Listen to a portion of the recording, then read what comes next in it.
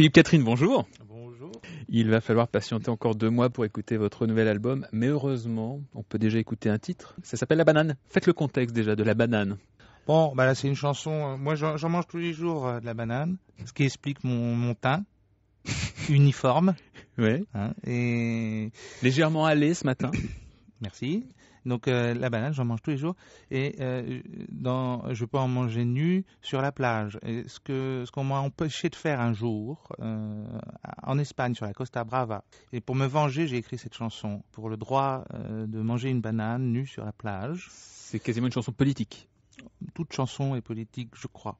Non, je ne veux plus jamais travailler, plutôt crever.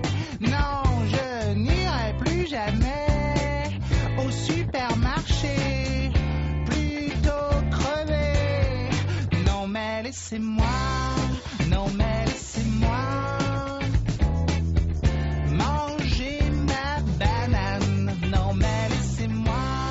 Donc voilà la nouvelle revendication de Philippe Catherine, une revendication fruitesque. Une chanson qui est accompagnée d'une vidéo qu'on peut visionner sur votre site internet. On vous y voit marcher nu sur une plage, soleil couchant. Oui. Où avez-vous eu cette idée en revisionnant L'été indien de Jodassin ? Ah oui, moi ce sont les soirs d'été en contre-jour, ce sont des merveilles. C'est sur la côte bretonne que nous avons filmé ce clip vidéo avec les gens de cette région. Qui se sont prêtés au jeu de façon vraiment fluide. Et ils se baignaient en même temps tout en participant à un clip. Je les trouve très très classe. Et ils dressent donc des bananes en l'air. Oui, ils envoient des bananes en l'air. En signe de solidarité d'une certaine manière. Oui. Sur votre site internet, chaque semaine, vous postez des reprises de chansons populaires. C'est la Watt par exemple. On a aussi trouvé celle-ci, un petit peu plus inattendue de votre part. Tout le monde s'éclate à la queue leu-leu. Tout le monde se marre à la queue leu-leu.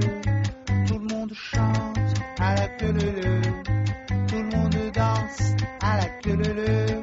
On aura reconnu donc à la queue leu-leu, reprise de Bézu. Oui. Alors est-ce que vous aimiez vraiment cette chanson ou bien pour vous c'est un petit peu une manière de vous en moquer ?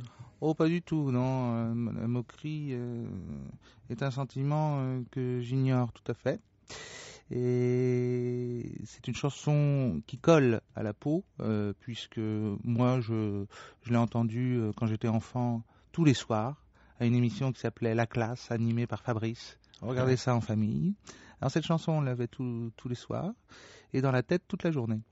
Et c'est comme c'est aussi prenant qu'un chewing-gum collé aux chaussures. Alors c'était une façon de revisiter un petit peu ce qui est devenu un classique, peut-être un peu trop méprisé. Pourquoi trop méprisé ? Parce que c'est un réflexe, c'est qu'une blague. Pour vous c'est une bonne chanson ?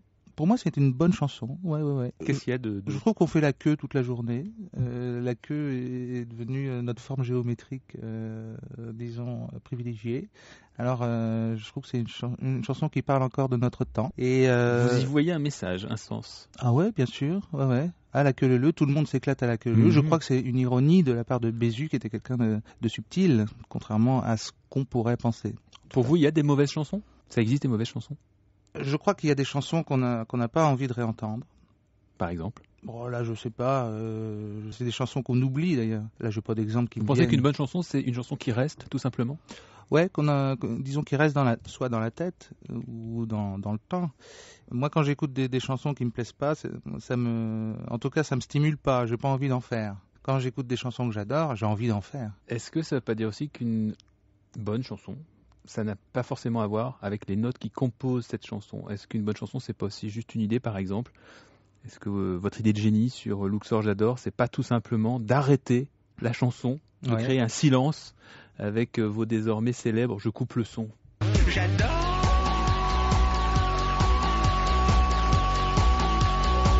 Regardez danser les gens. Et de temps en temps,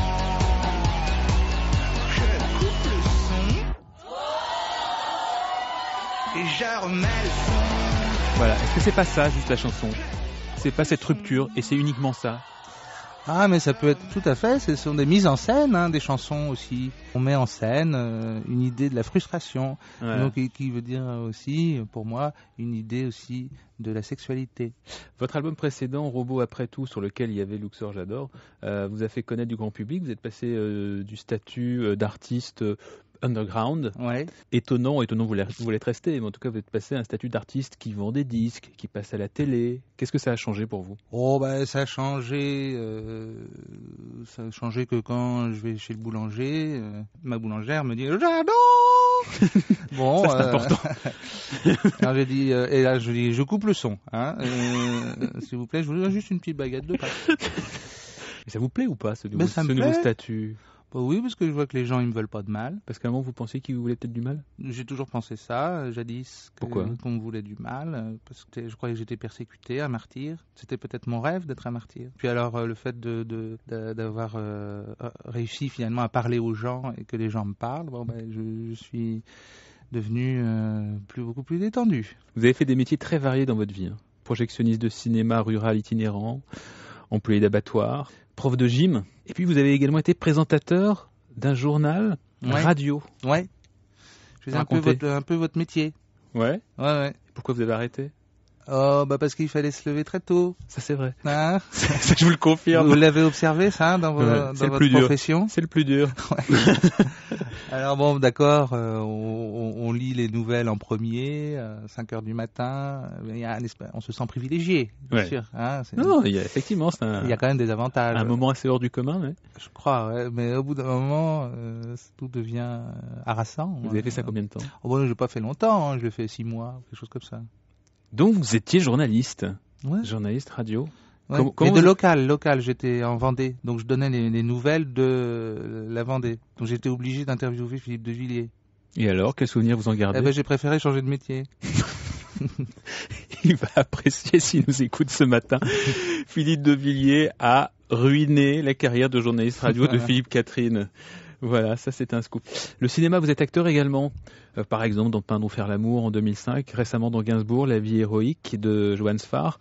Où en êtes-vous avec le ciné? Ah ben moi j'aime ça, j'aime obéir. Parce que quand on fait la musique et tout ça, c'est quand même souvent moi qui prends les décisions. Le faire du cinéma, ça permet d'être quelqu'un qui obéit. Mais Philippe Donc c'est Catherine, quelque chose qui me plaît beaucoup. vous n'êtes pas rebelle dans le fond. Ben non, parce que, Non, pourquoi? parce que vous voulez aimer les gens, vous aimez ce nouveau rapport que vous avez avec eux, vous avez envie d'être dirigé. Ouais. Donc il y a un D'être malentendu. dominé. Ouais. Il y a donc eu un malentendu sur vous pendant des années. Où Je pense vous pas. apparaissiez comme quelqu'un qui justement voulait absolument être hors cadre, n'appartenir à personne, Ah, j'ai jamais voulu ça. à aucun genre. Non, j'ai jamais voulu être hors cadre. Non mais c'est l'image qu'on avait. Ah oui, non, pas du tout. Non. J'ai un désir d'insertion totale. Mais Et vous sociale. insérez, Philippe Catherine, vous insérez, je vous assure, d'année en année. Ouais, ah Ouais, bah, si c'est d'année vous en qui me année. le dites, je vais bien me croire. Oui, vous aussi, c'est moi, c'est sûr, c'est une vérité. Merci beaucoup en tout cas d'avoir été avec nous ce matin, Philippe Catherine. Merci On à attend vous. avec impatience votre album qui sortira donc le 27 septembre. Et je rappelle qu'en attendant, on peut aller visionner ce clip indispensable, en tout cas très ludique, La Banane, sur votre site internet. Merci beaucoup Philippe d'avoir été avec nous ce matin. Merci à vous.